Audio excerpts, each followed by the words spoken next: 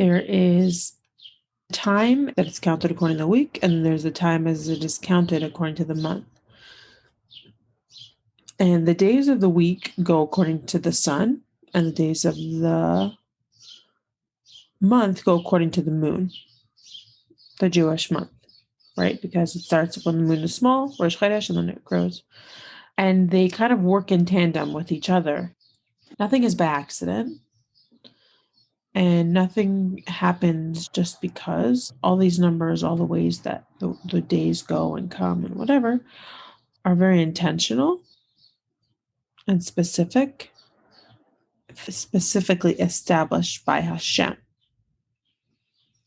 So therefore, because it's so specific and because it's so intentional, the way that Hashem set it up, there's something that we can learn from it. So when we talk about Shabbos, the seventh day of the week, Shabbos Parshas Chukas, which is the 10th day of the month of Tammuz, we can learn something from the ways that it's counted, from the fact that it is the 7th day of the week and the 10th day of the month, each on its own, and then also the fact that they're together. It's one day.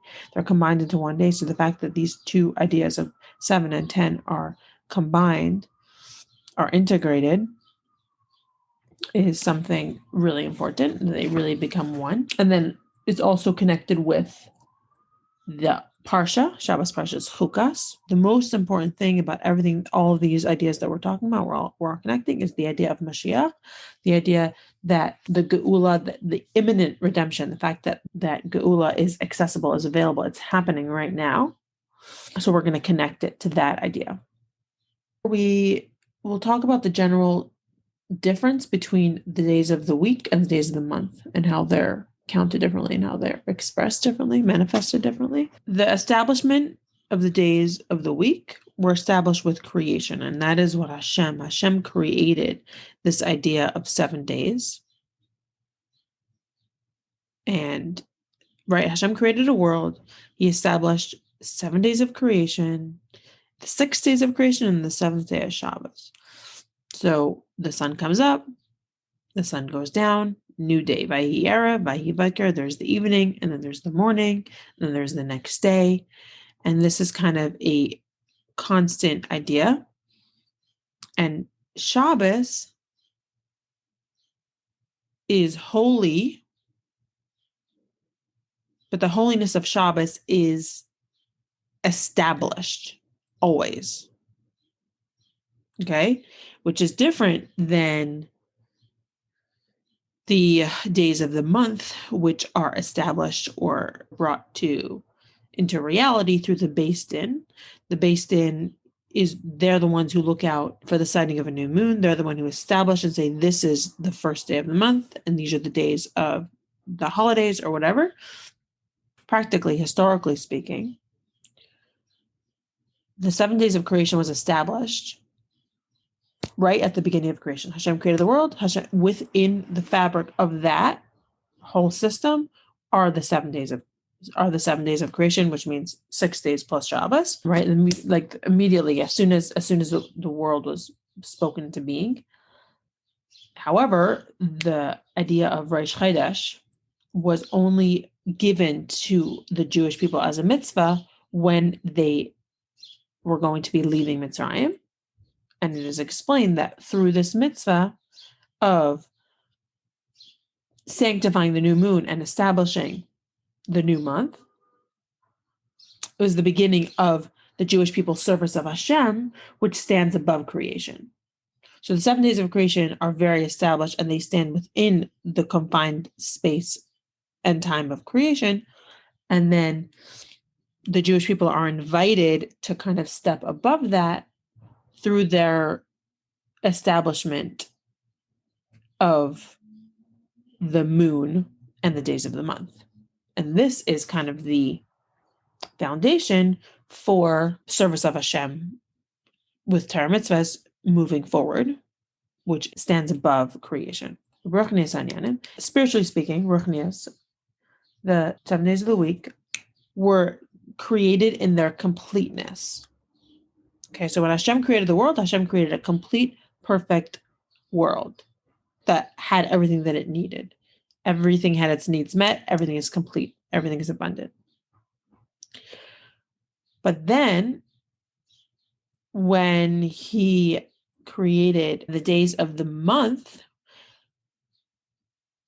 refer to this idea of adding and bringing newness, and like Chaydash is month. Chaydash also means new. It's the same letters. This idea of newness, this idea of movement, this idea of growth, this idea of adding. And all of this happens through the personal work, right? Asher bara Elokim la'ases. Hashem created the world, this person, to do. Lataken, to fix.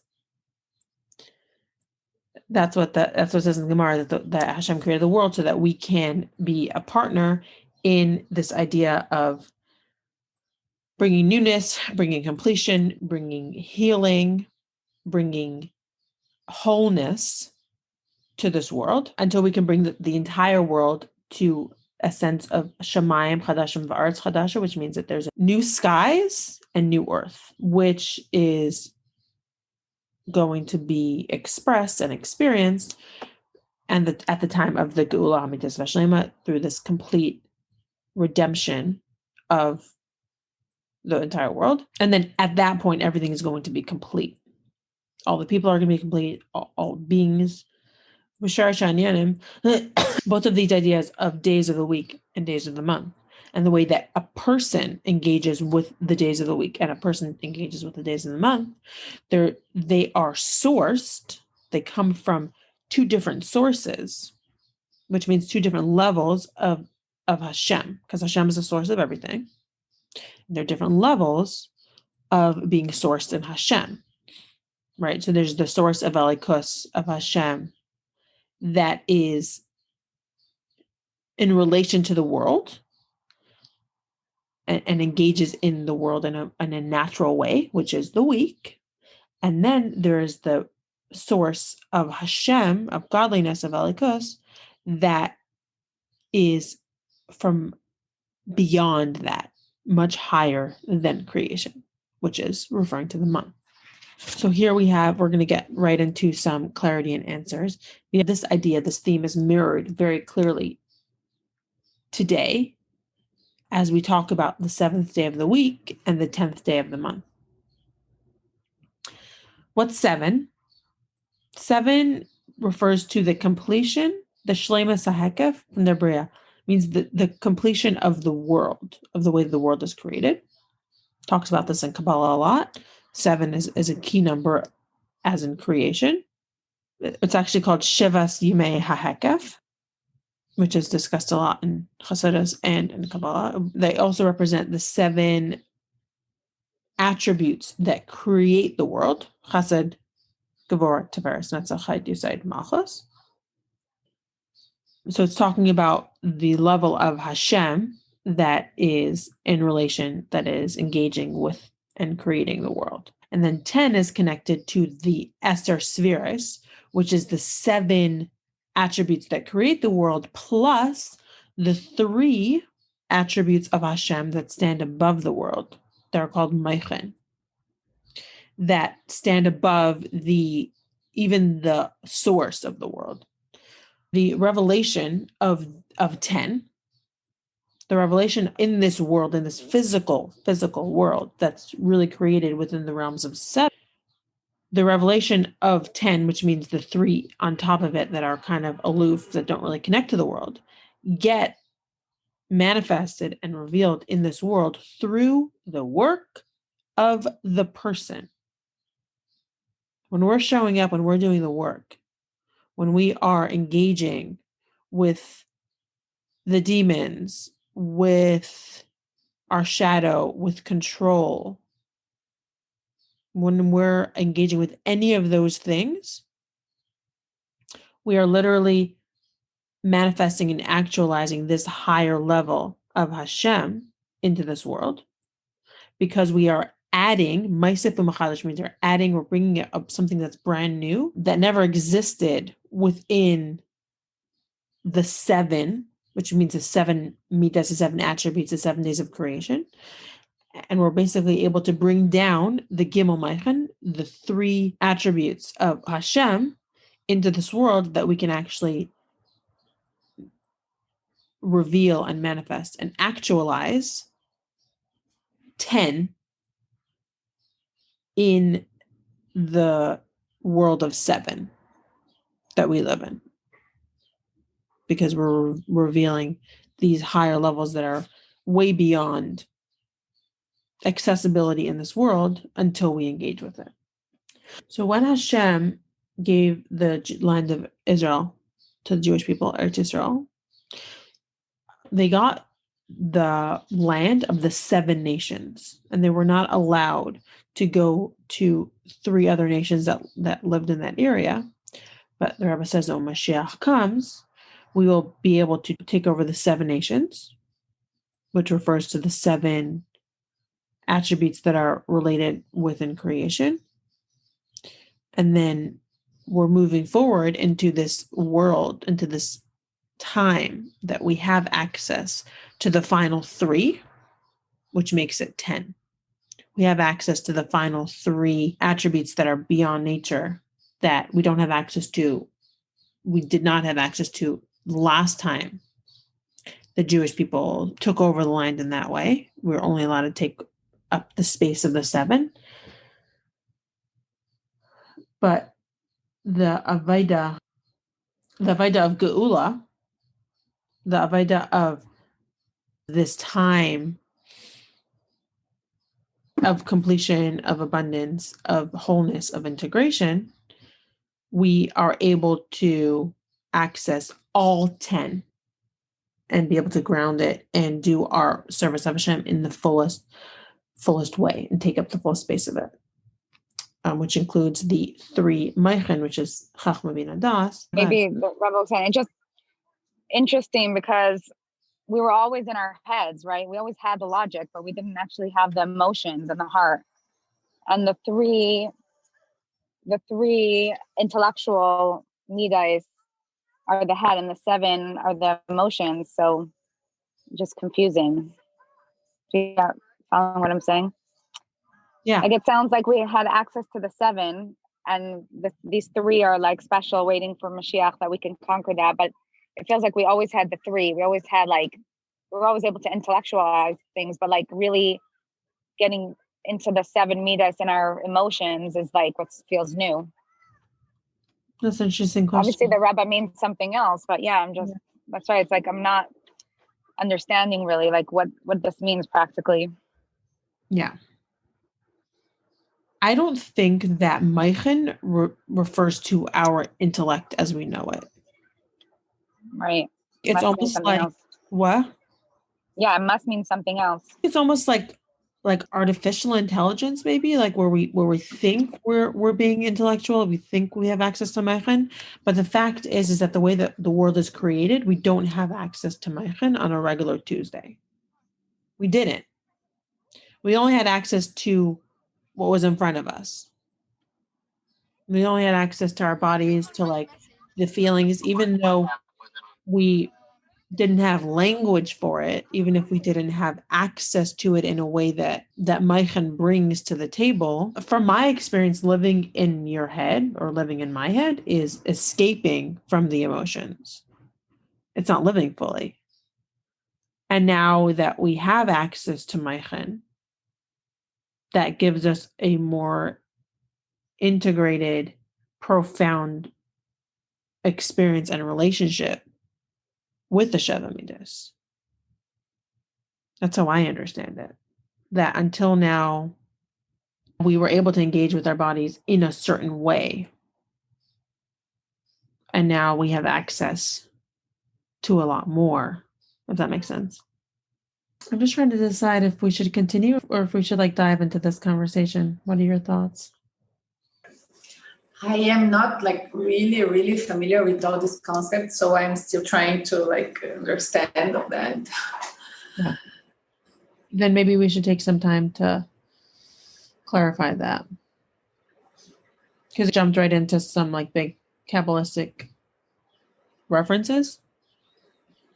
So do you want to ask a question so I can clarify, or should I just? I don't even have a question. It's like I'm still trying to like get the concepts, and Okay.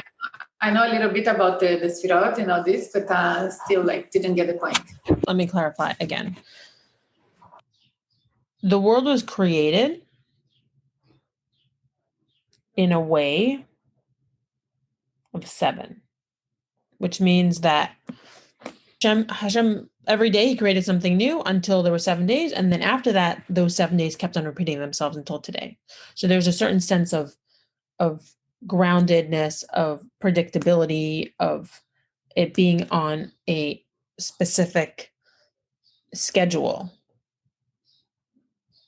Is the way that Hashem created the world in a very almost planned type of way,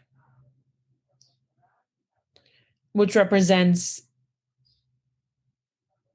the 7 lower attributes of Hashem. Right? Does that make sense? It is definitely beyond anything that we can really understand, but it's something that we are gifted with to be able to even learn about. And our souls understand what we're saying here. So that's important. It's almost like the animal side of things, where animals have emotions, they just don't have intellect. So maybe that's a good example of the way that the world was created in a very like visceral type of way.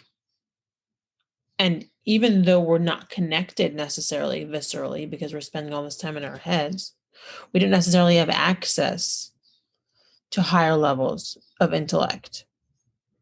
It's almost like we're using it as an escape. So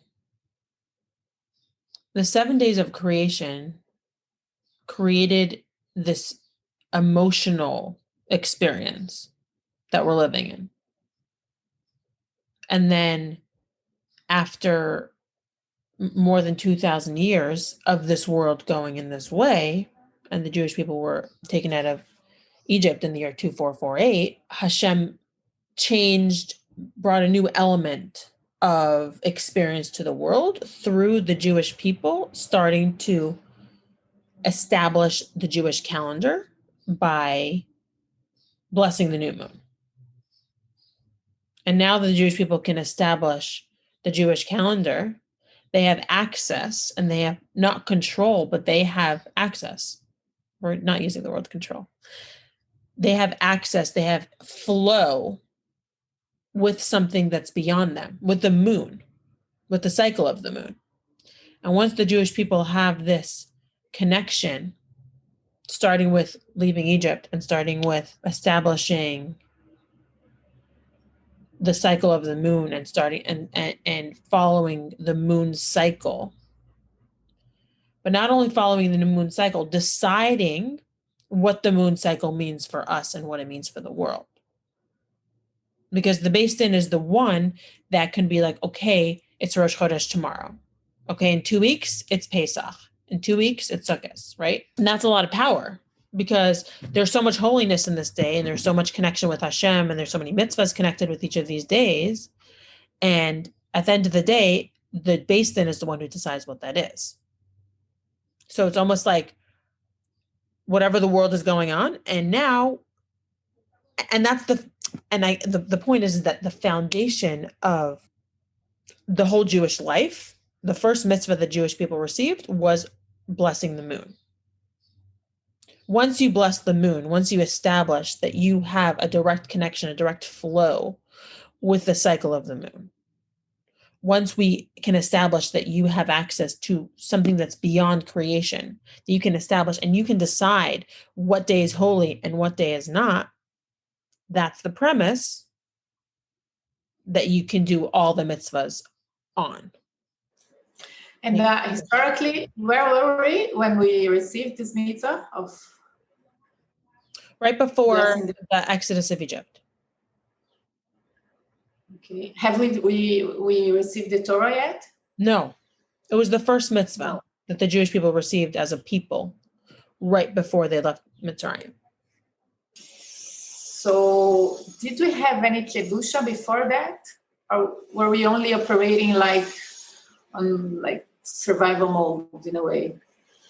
It's great. I mean, this transcendence that came with all this blessing of the moon and this connection to this higher. We didn't have any of this before. No. So it's really huge. Yeah. How come, like, we don't speak about it like so often, right? It's like, as I am not sure I understood it. It sounded to me like it was when our connection to Hashem started, like spiritual connection. Yeah. Yeah, absolutely.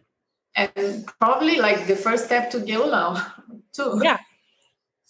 It is the first step to go. Well, it's so interesting that you say that, because that was the first thing before they were able to leave Egypt, which was the first Geulah. They needed that mitzvah. They needed that grounding. They needed that almost like step above creation to really be able to step out of Egypt. And that was the foundation for moving out and the 49 days of counting and all that. But first, this is the first mitzvah. And that's why it's interesting, because this is a very interesting question of like, why doesn't, if the Torah is about mitzvahs, then why isn't the first mitzvah, why doesn't the Torah start with this mitzvah? Because like you mentioned, it is such a big foundation for existence and for our relationship with Hashem. If this was the segue or the first step of our relationship, of our formal exclusive relationship, right? That was the thing. Why doesn't, and the Torah is about the mitzvahs, then why doesn't Torah start with that? And so Rashi explains in the first Rashi that the Hashem should have started with the first mitzvah, but he didn't. And he started with creation of the world so that in the future, there will be nations that will come and say, you are robbers, you came and you stole a land that's not yours, the land of the 7 nations. And I'm just going to tell us as I'm saying it, this is not yours. And then Rashi goes into a whole explanation saying that, no, you're going to have an argument to them and say, no, look in the Torah, Hashem said, Hashem created the world. He decided, it's his world. He decided who he's going to give it to. And he gave it to the 7 nations at a certain point. And then he decided to take it away from them and give it to us. And that's it. And it kind of comes full circle, this idea that we have the foundation of the world and we have Hashem as the physical foundation. And then we also have the access above that we have through the moon and through our connection with the moon. And this is something we like connect every Rosh Chodesh, right? Yeah, we connect it every Rosh Chodesh, and then Rosh Chodesh is the first day of the month. So the whole month is that the foundation. Yeah. Because if you don't know when Rosh Chodesh is, you don't know when Pesach is. You don't know when Sukkot, you don't know. This idea brings full circle of like the idea that Hashem created the world, and the center of it is the Jewish people, the Torah, and the land. We're all connected. And that's what stands above everything that's created. As soon as we have access to that, we have access to everything. And we can really fully step into our light and not be controlled by any other voices to say that, oh, this isn't for you. Yeah, it is. Hashem gave it to me, you know? Wow. Because I always think about the conflict between like Torah and the evolution theory. Yeah. Mm-hmm. Because I feel like a huge byproduct of the evolution, you know, like all this like freeze, fight or flight mode, all this like needing to belong, you know, all this stuff like makes so much sense for me, like thinking about like primates and the way we used to or not, I don't know, but to like be hunters and needed to survive in the jungle and activate all these like coping modes. And on the other hand comes Torah and says, no, we were created like as we are today. I don't know, or maybe like a little different, but like there wasn't all this like trajectory. And when I speak about this transition, maybe like was the rupture that we had as like primates. Yeah. And kind of becoming like more evolved, like human beings. Absolutely. No, I love that. And also, as we integrate more of the Torah, as we integrate more of the gifts Hashem has given us, as we accept more, as we learn to love more, we're evolving. As we strengthen our connection with the land of Israel, as we strengthen our connection with Hashem, as we strengthen our connection with ourselves and our 7 attributes and the 10 and like all of our emotional stuff, right? That's the work. And that's what we're doing. And I love the word evolution because that's what's happening. There is maybe a misunderstanding of what evolution is, but it's a real thing. And there is, yeah. And I feel like this work that we are doing of like making pieces with this controlling and with the past and with the whatever happened to our ancestors, and we are like evolving our DNA, like we are breaking this chain right now. So like this is why it's been such a hard work for our generation, because I feel like it's like exponentially like accelerated this evolutionary process, and it's like too much focus on our generation. And it's like it's not been a process. I feel it's been like daily like shift. It's like so huge, so intense, so fast. Yeah. And that's what the Rebbe keeps on saying. Like thousands of years. No question about it. No question. Because we are evolving all those things and we're integrating all those things so quickly, because we're at this point where we are experiencing this complete geula amitas v'shlema, the true, complete, abundant redemption. And I don't know if redemption is the best word to use. I was having a conversation with somebody the other night on Clubhouse, and he was saying that so much of like the Jewish culture is like taken from other religions. And I was thinking about it right. And when we talk about like Mashiach, it's like, it's not the second coming. It's in this moment, we have access to it and we're evolving into it. And we're opening our eyes minute by minute. And each moment we can experience that sense of wholeness, that sense of peace, that sense of really being evolved, you know?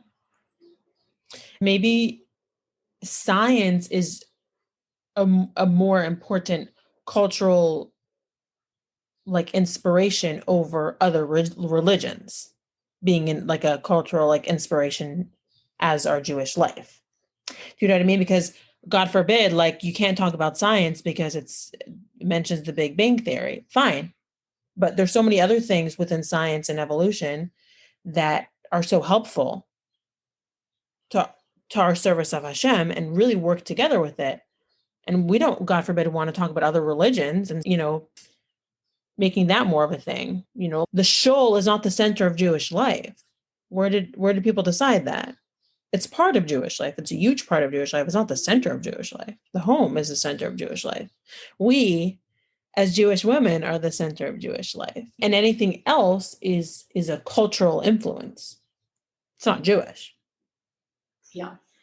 So important to separate all this stuff. Like, you touched such a very sensitive point that we have been having like influence from so many other religions, especially Christianism. It's not a critic. It's about just like different origins. But all this punishment and hell and all this, like, it's not Jewish. Yeah. At least the way I'm starting to understand it, it's from another influence. It's like a loving God and doing our best, and it's not like crime and punishment. So like if we can like differentiate that, it's gonna bring like so much peace. Yeah. It's a lonely job. Yeah. It is. We're in this process and we're doing it together. It's interesting because just yesterday I heard somebody say, quote, what did Hasidus bring to the world? Hasidus brought to the world that a Jew is never alone. Yeah, that's beautiful. Wow. Like we walk such lonely paths, and this awareness that we're really not alone. Like the Rebbe and all the Rebbes created this brand new culture, counterculture, that we're connected through all of it. And this work, this personal work of really finding abundance and peace and love within ourselves does feel very lonely. But if this is the goal of Hasidus, and if this is the reason why Hasidus is brought to the world, so that we can actualize these ideas and really integrate them, then we're not lonely. We can't be. Yeah, but the thing is that most of all this suffering, were like bonds we had with our like past generation, our parents, our grandparents. And in a way, like we are breaking this bond and we are like starting a new story by ourselves. Like, yeah. This is why I mean it's so lonely, because like we don't have anything to endorse this anymore. Like we are on our own. And at the same time, it's comforting when you say a Jew is not alone, because at the same time we're not alone. Like exactly. I guess the point is that what was new about that is that existence and living was always very lonely. And what my understanding of this idea is that now we're only beginning to not be lonely as people. Maybe we're always in fight or flight. Maybe we're always in that, what's the evolutionary term? Primates. Yeah. There's something very lonely about being a primate. And maybe as we're moving out of that, it's lonely, but we're not alone, because only now can we really find integration and connection and love. Which is these three other attributes that we are connecting to, like, which is like bringing us all together. Yeah. Wow. Yeah. So as much as this, because what this whole idea is brought to this world, to like a real physical idea where we're really bringing the three attributes into this world. And when we're bringing the three attributes into the world, even though it feels like it's a lonely road, this is where the connection is. And this is where the love is, and this is where the integration is. If we're integrated within ourselves, we can be integrated with each other. But the challenge is to find it in the process. Yeah. We're here, though. What a gift. What a gift. Yeah. Yeah. So thankful.